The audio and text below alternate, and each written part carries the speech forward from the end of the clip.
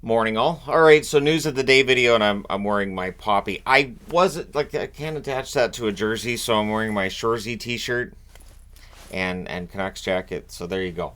But I got the poppy on, and let's go ahead and discuss the news of the day on this Veterans Day if you're in the U.S., Remembrance Day if you're in Canada, and I'm pretty sure it's Remembrance Day everywhere else as well. Either way, it's November 11th. So Toronto, machinations of changing up the lineup have gotten going here. McMahon's been called up. Bobby McMahon's a good player, so looking forward to seeing what he can do tonight. Although, it'd be nice if it wasn't necessarily a goal against Vancouver, but what can you do? So Reeves is scratched, so they've taken Reeves out of the lineup, and it just feels like with each passing game, it was getting more and more apparent that there was a weakness in that lineup and too many goals going one way and none going the other. So we'll see what happens, and if Reeves ends up spending more than one game watching as a healthy scratch, or if not. The 14 game point streak for Nylander, of course, is rolled on. We'll see if he can make it 15 today against Vancouver. Klingberg's coming back into the lineup as well for Toronto tonight. So again, Klingberg, it's been a little bit of a misadventure thus far. We'll see how it goes tonight. Wolf is going to get the start against Ottawa. So if you're a Sens fan and you're not aware of Wolf's play, I can tell you, having watched him a few times live, he's pretty good. He's Wolf's pretty good. He really tore up the AHL last year. I would not be upset to see him spend a lot of time at the NHL level, just because as an Abbotsford fan, it mean that the Wranglers probably wouldn't be quite as good. But at any rate, yeah, Wolf gets to start tonight. And of course, the big news around Calgary right now is Nikita Zadorov officially requested a trade last night. And he's okay with the idea of going to Toronto, because the first question they're going to ask him is, oh, what about Toronto? Because, of course, Toronto could definitely use a defenseman. The thing with Zadorov is he's playing really, really well for Calgary. I think he's playing the best hockey he ever has. And so we'll see if that translates if he does get traded, if he plays just as well somewhere else, if it's just a good fit with Calgary. But either way, he wants out.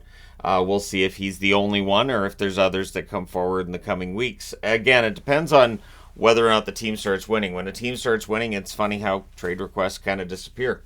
Fabry and Gostisbehere are going to play in the matinee that's starting in about 10 minutes' time against the Columbus Blue Jackets.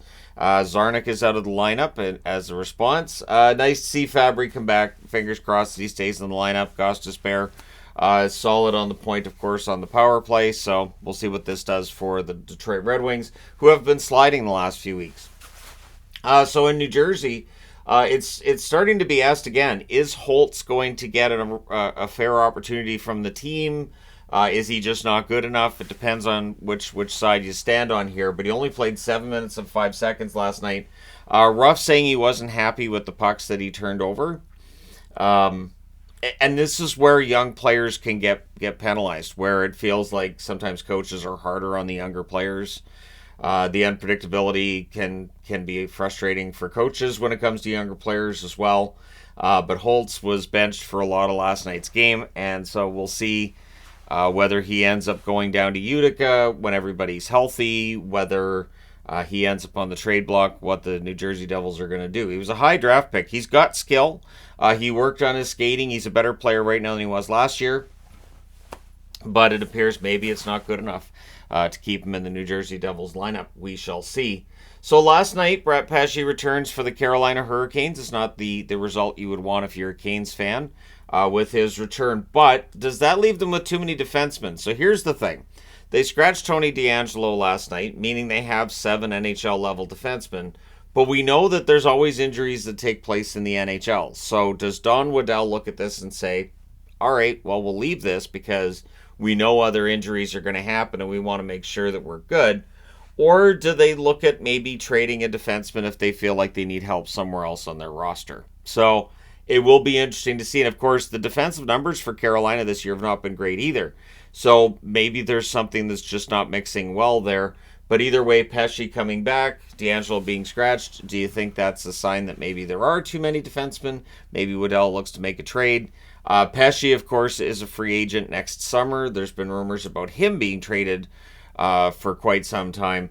Does that make sense now? And of course, Vancouver being mentioned a lot when you talk about Pesce potentially being traded because Vancouver could definitely use another defenseman in their lineup. So, yeah, let me know your thoughts.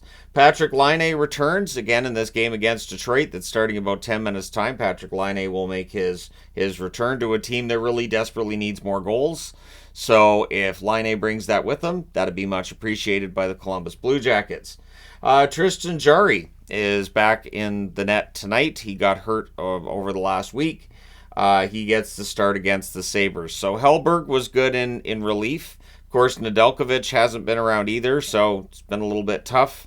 If you're a Pittsburgh fan looking at the depth chart in net, but Jarry does return against the Sabres, a Buffalo team coming off of a win last night over the Minnesota Wild.